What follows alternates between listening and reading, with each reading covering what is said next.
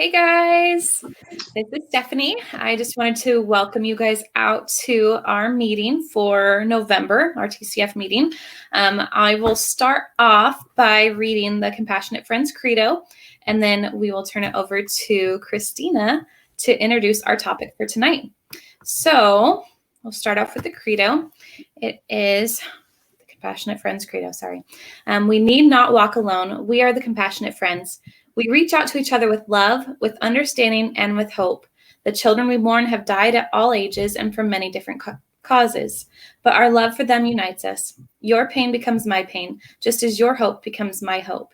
We come together from all walks of life and from many different circumstances. We are a unique family because we represent many races, creeds, and relationships. We are young and we are old. Some of us are far along in our grief, but others still feel a grief so fresh and so intensely painful that they feel helpless and see no hope. Some of us have found our faith to be a source of strength, while some of us are struggling to find answers. Some of us are angry, filled with guilt, or in a deep depression, while others radiate an inner peace. But whatever pain we bring to this gathering of the compassionate friends, it is pain we will share, just as we share with each other our love for the children who have died. We are all seeking and struggling to build a future for ourselves, but we are committed to building a future together. We reach out to each other in love to share the pain as well as the joy, share the anger as well as the peace, share the faith as well as the doubts, and help each other to grieve as well as to grow. We need not walk alone. We are the compassionate friends. All right, thanks, Stephanie. Hi, everybody. I'm Christina.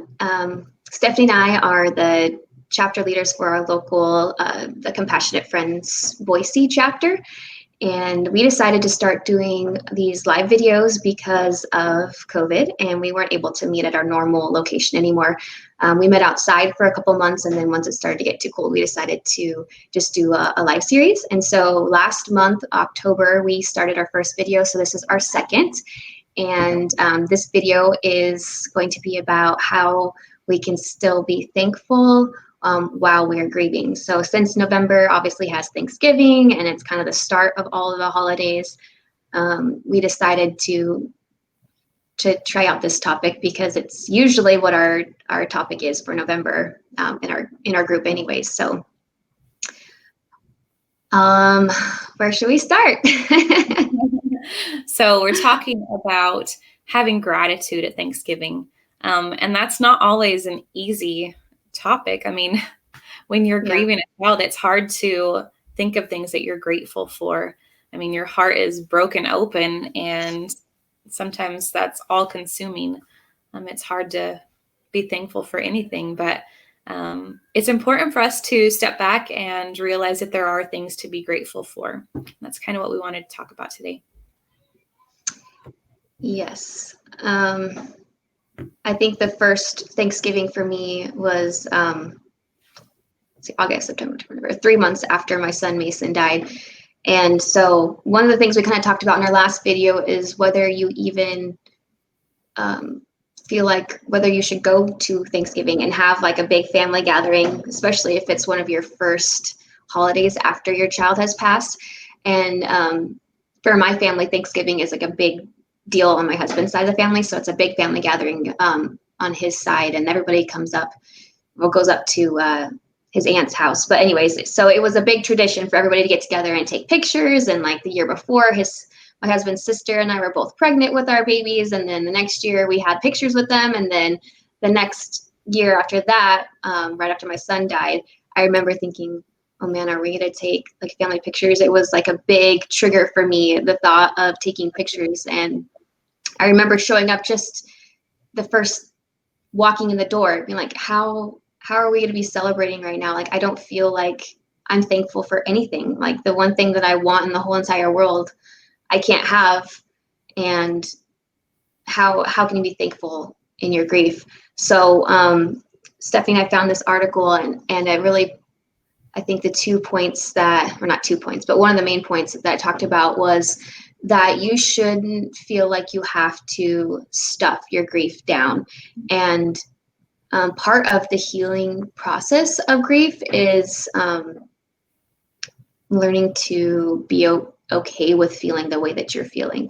So one of the things that she recommended in the article we found was Instead of trying to just stuff that grief down and pretend like you don't feel it, it's okay to feel that, and you are able to feel two different emotions at the same time. So kind of find that balancing act when you're starting to feel down and consumed by your grief.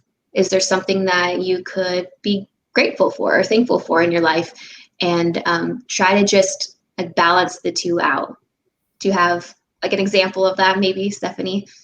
It's not easy, but we get accustomed to kind of living dual lives, right? I mean, we feel all that grief, but at the same time, we kind of have to put a mask on sometimes. But the important part is to, let yourself feel those feelings, but also take a step back and be like, okay, yeah, I feel this, but you know what?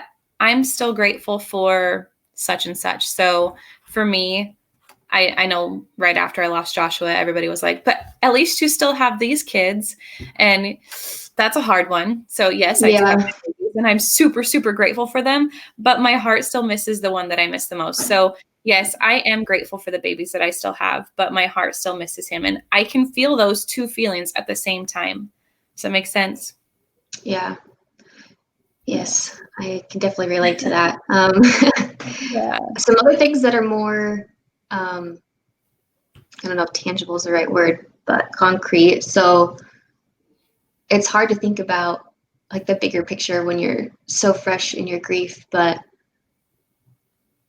things like family, a roof over your head. I mean, it could be as simple as just thankful for the people that helped make the food for that day. Just anything that you can come up with, because the problem with just being stuck in that negative space is that can be totally consuming. Totally. And if you're just so focused on, not that it's bad to feel that way, but if that's all you're focusing on, it's hard to let any light in. And exactly. Yeah. I am a big proponent. If you, let out positivity is going to come back.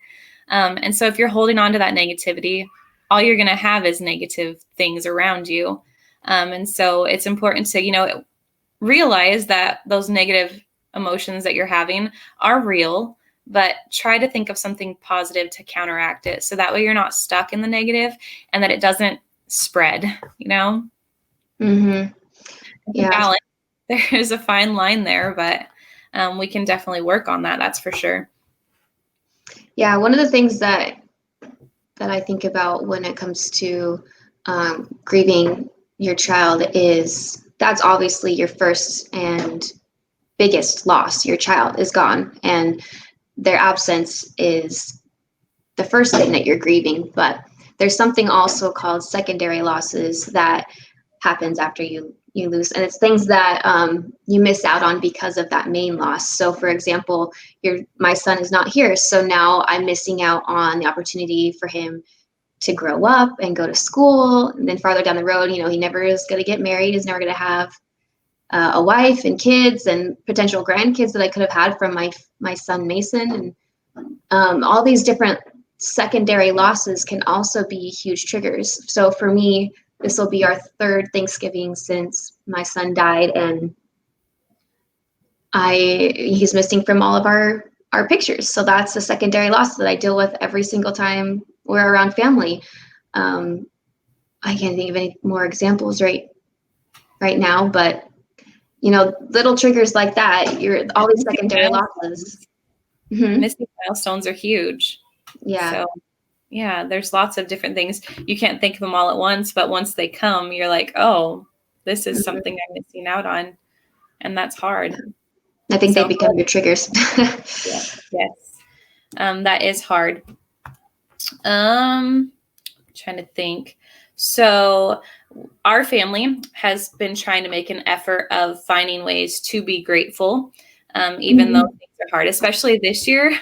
This year is 2020, that sums it up. We are trying to focus on having the gratitude in our lives and being ready for Thanksgiving. So we have found that it's important to make lists sometimes. We have a count your blessings list that we have on the refrigerator. And we also, at the beginning of October, we bought a pumpkin and it's sitting on our kitchen table. And so I wrote, what did I write?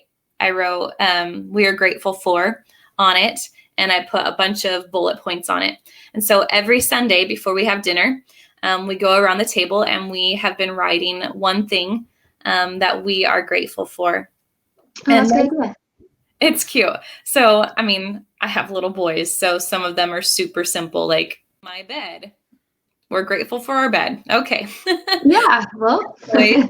Lots of other things that they're grateful for. And then the plan is to, on Thanksgiving, before we have our Thanksgiving meal, to be able to go around the table and share everything that's on the pumpkin to remind us that we have things to be grateful for. Even though it's been a rough year, it's been a rough 3 years, there are still things that we can be grateful for as a family. And so one of the things in the article talked about just having a plan ahead. So if you're going to be with family and one of their traditions is to go around the table and share something you're grateful for, have that in your mind before you go. Be prepared to share what you're grateful for, or else you're going to be a blubbery mess maybe. I don't know. Something might happen and you might not be able to share because sometimes you're in that negative mood and you just don't have anything. So if you have something to share, have it planned in advance. And it's okay to excuse yourself too. I mean, nobody expects you to be okay. And maybe if you have family that does, then it's totally okay to not be in that situation. You can remove yourself. You are an adult. Every permission, you have our permission to go to those family events this year if you do not want to go. We will advocate for you. Yes, definitely. So one of the challenges that we wanted to give you was to have that plan in advance. If you are going to be doing something, if you know that you're going to need to share something that you're grateful for, have that plan in advance. And we also want you to be able to start focusing on the positivity around you. So starting November 1st. Starting November 1st. Yeah. So starting November 1st, we want you to start your own gratitude journal. And that might be something simple, like writing down you're thankful for your bed. It's okay. Just hot cup of coffee, getting up in the morning in general. Yes. Find something simple and just write it down. And then you'll never know I don't remember what day Thanksgiving is on, but by that day, you'll have a full list of stuff that you're grateful for. And that's something positive that you can look at, and it can help you get through that day as well. Yeah, one of the things that article said, anytime you find yourself going to that negative place, first confirm that feeling and say, yes, I am grieving this for whatever reason. And I am also able to be grateful for, and then write that down. So don't be dismissive about your feeling. It's okay to have those feelings, but just make sure that you also have a counterbalance. So when you're in that dark place, find a little bit of something to fill yourself with gratitude, and then write it down. That way you can go back to it and let it resonate a little bit more, and hopefully get your heart in the right place or mindset before you go to any family gatherings. Definitely. Well, I think that kind of wraps up our thoughts for today, but we want you guys to let us know what are some things that you do, and let us know what you're grateful for as well. We'd love to celebrate those little positive moments with you, and we'd love to hear from you. Yeah. And then stay tuned for our next video for the month of December, and we'll have another one posted live for you soon. Okay. All right. Thanks, guys. Yeah. Take care, everybody.